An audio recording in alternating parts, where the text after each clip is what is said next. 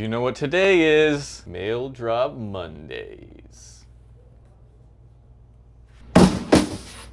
Yo, Lupe, catch! Did you catch it? Good man. Yup. All right. And just like that, we have some laptops today. Thanks, Lupe. So we have 3 laptops today. These are all mail-ins because it's Mail Drop Mondays. We have MSI something or other, MSI Summit E13 Flip Evo.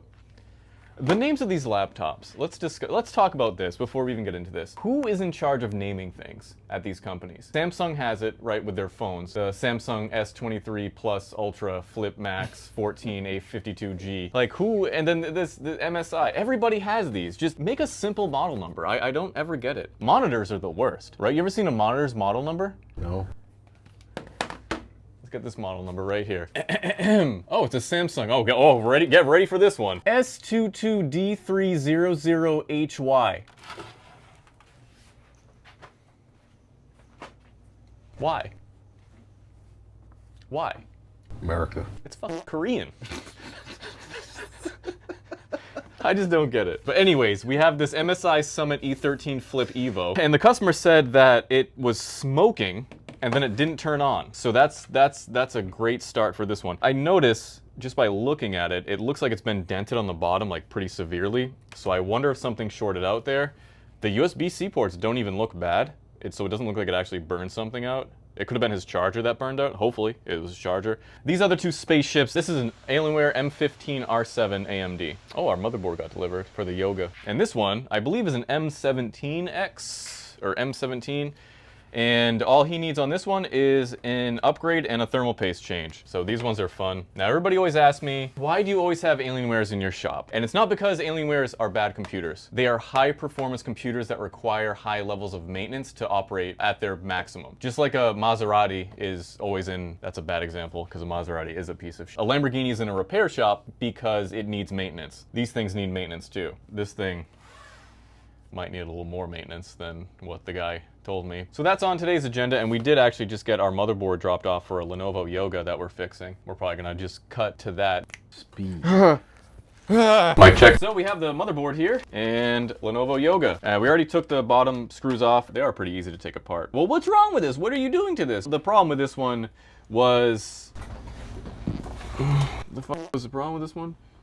What happened was the traces underneath the, I think it was the RAM, but the traces themselves, because this stupid board flexes. Look at the flex on the keyboard. Because the motherboard is right, it's right there. It's flexing when that keyboard flexes. Sucks, but it is what it is. This is the daughter board over here. I don't quite remember how many screws this thing takes to come out. Are those mount screws? Yeah. 16 screws. Did you just make that number up? No. Are you lying? Did I ever lie to you?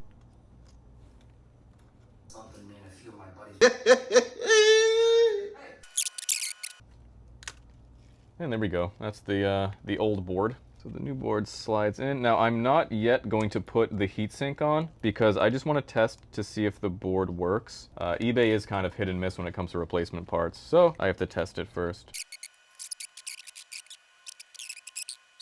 Battery's gonna go in, and let's pray that it works. Wow, this screen's disgusting. All right, well I have faith. There it is, beautiful. Beautiful.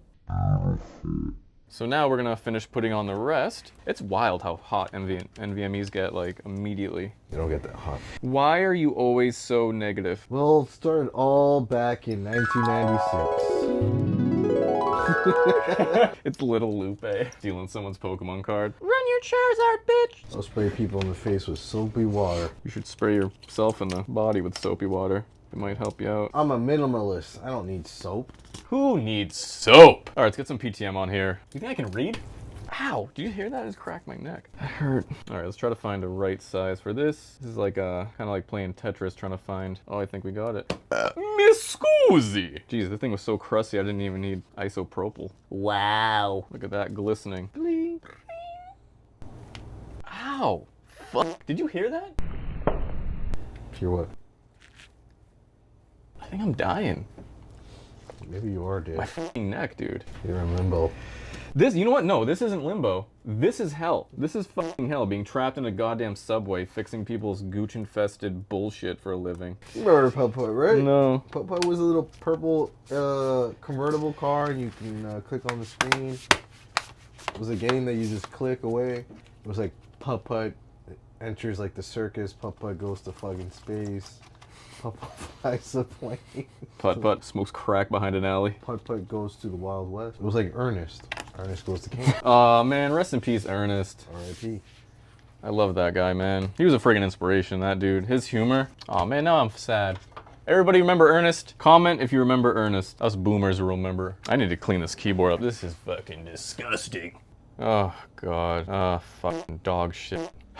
The mental pain from this repair is nothing compared to the back pain I feel while doing it. My back! Something that a lot of my fellow technicians can relate to, as most of our lives are spent hunching over a repair bench, which is why the C7 ergonomic chair from today's video sponsor FlexiSpot has been a lifesaver. Because the chair I've been using up until now has no lumbar support, meaning when I'm leaning forward, there's nothing to support my back. But with the C7, I can adjust the lumbar support to fit exactly where I need it without wrinkling my shirt and ruining my drip. The other adjustable parts make it so this chair fits me perfectly. The headrest, armrests, and the actual seat, which is great for when I need to lean forward, which is during most of my repairs. And I might be a little guy, but this chair is sturdy enough to easily handle up to 300 pounds, so it has no problem with me plopping down while holding a 2-ton Toshiba Cosmio. But when plop time is over, and it's time to relax, I just slap a few handles and twist a knob to recline into a position that I can easily fall asleep in. Or just relax and do a little meditation. When it's time to wake up and get back to work, there's no better way of getting the blood flowing than by standing up and moving my work to FlexiSpot's E7 Pro standing desk, which you've already seen in my past 10 videos. And after using this thing for over a month now, I truly believe every shop needs a standing desk. Being able to adjust the height makes repairing things so much easier. It goes all the way up to 50.6 inches and all the way down to 25 inches, meaning I don't need to stand on a ladder to swap out fans on a large case, or slouch over on a bench when I'm trying to get a closer look at a component. And with a weight capacity of 440 pounds, if it can hold up to the massive weight of my best friend Lupe and I, it will have no trouble holding the heaviest PCs and any other equipment you can slap on it. As for stability, it's also important when working, and no one likes a wobbly desk. But just look how solid Lupe's jar of water is when I'm typing on my 2-ton laptop. So check out the links in my description if you want to elevate your space with less pain and more gain.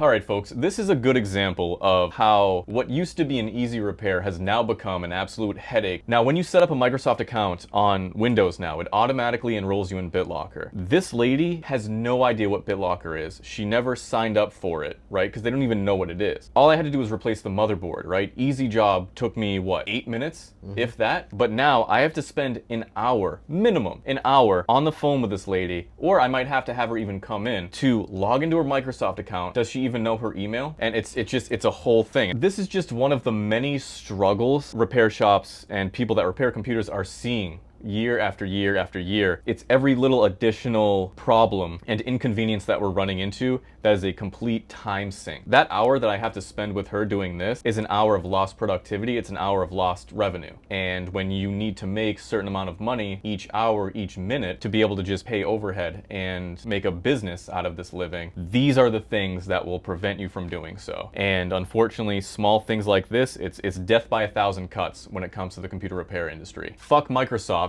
for enrolling people into BitLocker automatically. BitLocker is great. It's great for people that are security minded and want to encrypt their shit. It needs to be an opt-in service. BitLocker needs to be an opt-in service, okay? Because 90-year-old Barbara has no fucking clue what BitLocker is, and now I have to spend the next half of my day trying to walk her through resetting this password. Meanwhile, I have 3 other mail-in repairs that I have to do, and you know, you wonder why people don't want to do computer repairs anymore. So that's it. We'll check back in 6 hours when my day's ruined. Now, I also want to mention here that this is a perfect example of why being the greatest technician that's ever lived doesn't mean just being able to fix things. It's being able to communicate with people. Because hardware repairs like this are increasingly being tied more and more to software configuration that requires input or feedback from the user. And being able to communicate effectively with the customer without coming off as condescending or understandably frustrated is the most important skill in this industry. Let's be real, a monkey with a screwdriver can fix a computer, but not everyone knows how to talk to people or handle issues that require their input when they inevitably arise. And nothing will make you want to switch careers faster than having your entire day derailed like I did because of some unnecessary nonsense like this. With that said, hopefully next week you can watch me tackle these other 3 laptops. So make sure to subscribe if you haven't already, and as always, I appreciate you watching this video.